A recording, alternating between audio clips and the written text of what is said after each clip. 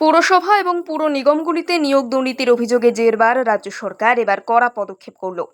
পুরসভাগুলিতে স্থায়ী পদে নিয়োগের ক্ষেত্রে রাজনৈতিক সুপারিশ এবং আর্থিক দুর্নীতির অভিযোগ রাজ্য সরকারের অস্বস্তির কারণ হয়ে দাঁড়িয়েছিল। বিশেষ করে সাম্প্রতিক অতীতে পুরসভায় নিয়োগ দুর্নীতিতে সিবিআই এবং ইডির মতো কেন্দ্রীয় তদন্তকারী সংস্থাগুলির সক্রিয়তা এবং একাধিক অনিয়ম প্রকাশ্যে আসার পর সরকার পক্ষ কঠোর সিদ্ধান্ত নিতে বাধ্য হয়েছে। এবার থেকে সমস্ত পুরসভা, পুর নিগম, উন্নয়ন পর্ষদ এবং শিল্প উন্নয়ন পর্ষদে স্থায়ী কর্মী নিয়োগ বাধ্যতামূলকভাবে ওয়েস্ট বেঙ্গল মিউনিসিপ্যাল সার্ভিস কমিশনের মাধ্যমে করা হবে বলে জানিয়ে দিল রাজ্য সরকার। সম্প্রতি নবান্নের এক বৈঠকে মুখ্যমন্ত্রী মমতা বন্দ্যোপাধ্যায় স্পষ্টভাবে নির্দেশ দেন, স্থানীয়ভাবে আর কোনো নিয়োগ করা যাবে না, সমস্ত স্থায়ী পদে নিয়োগ করতে হবে মিউনিসিপ্যাল সার্ভিস কমিশনের মাধ্যমে। এরপর পুর এবং নগর উন্নয়ন দপ্তর দ্রুত একটি নির্দেশিকা জারি করেছে। সেখানে স্পষ্ট জানানো হয়েছে, পৌরসভা, পুর নিগম, উন্নয়ন পর্ষদ, শিল্প উন্নয়ন পর্ষদ এবং নগর উন্নয়ন সংস্থাগুলিতে নিয়োগ হবে মিউনিসিপ্যাল কমিশনের মাধ্যমে। গত কয়েক বছর ধরে পুরসভাগুলির নিয়োগ সংক্রান্ত একাধিক দুর্নীতির অভিযোগ প্রকাশ্যে এসেছে। বিশেষ করে অয়নশীলের এজেন্সির মাধ্যমে পরীক্ষার আয়োজন করা, তার বাড়ি থেকে ওএমআর শিট উদ্ধার হওয়া এবং ব্যারাকপুর, কামারহাটি, টিটাগড়, ভাটপাড়া সহ বিভিন্ন পুরসভায় নিয়োগে দুর্নীতির অভিযোগ ওঠে। কেন্দ্রীয় তদন্তকারী সংস্থার রিপোর্টে উল্লেখ করা হয় যে অনেক ক্ষেত্রে পুরসভার চেয়ারম্যান এবং স্থানীয় নেতাদের প্রভাব খাটিয়ে অবৈধভাবে নিয়োগ করা হয়েছে। এই ধরনের ঘটনা রাজ্যের শাসক দলের জন্য অস্বস্তির কারণ হয়ে দাঁড়ালে রাজনৈতিক চাপ বাড়তে থাকে। চলতি বছর মার্চ মাসে বিজ্ঞপ্তি জারি করে নতুন সিদ্ধান্তের কথা জানিয়ে দিয়েছে পুর এবং নগর উন্নয়ন দপ্তর। এই সিদ্ধান্ত কার্যকর করতে পুর ও নগর উন্নয়ন দপ্তর বিভিন্ন পুরসভা এবং উন্নয়ন পর্ষদের সঙ্গে বৈঠক করেছে। নির্দেশিকায় জানানো হয়েছে, স্থায়ী পদে নিয়োগের ক্ষেত্রে কোনো পুরসভা বা উন্নয়ন পর্ষদ নিজস্ব সিদ্ধান্ত নিতে পারবে না। কমিশনের মাধ্যমে পরীক্ষা এবং মেধা তালিকা প্রকাশের পরই নিয়োগ সম্পন্ন হবে।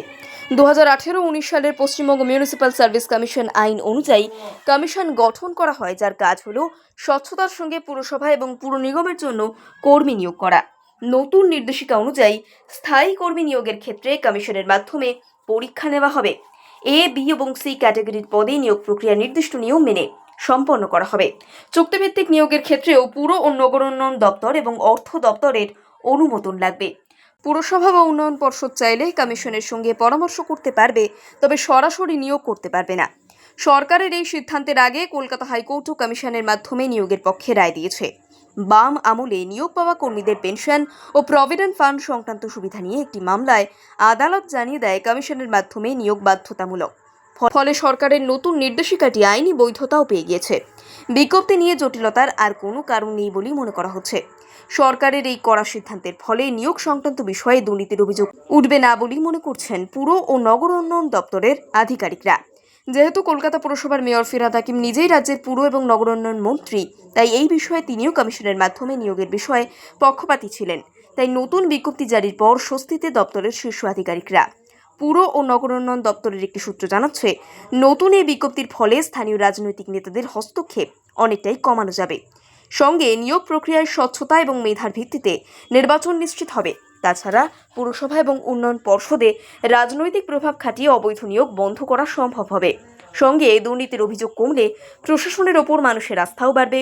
এক আধিকারিক বলছেন, সরকার চায় নিয়োগ পদ্ধতিতে যেন কোনো রকম দুর্নীতি না থাকে। স্থানীয়ভাবে নিয়োগের ক্ষেত্রে অনেক সময় স্বচ্ছতা থাকে না, তাই বাধ্যতামূলকভাবে কমিশনের মাধ্যমে পরীক্ষা নিয়ে নিয়োগের সিদ্ধান্ত নেওয়া হয়েছে। প্রশাসনিক মহলের একাংশ মনে করছে, এই উদ্যোগের ফলে শহরের উন্নয়ন সংস্থাগুলির কর্মসংস্থানে শৃঙ্খলা ফিরে আসবে এবং জনগণের আস্থা ফিরে আসবে।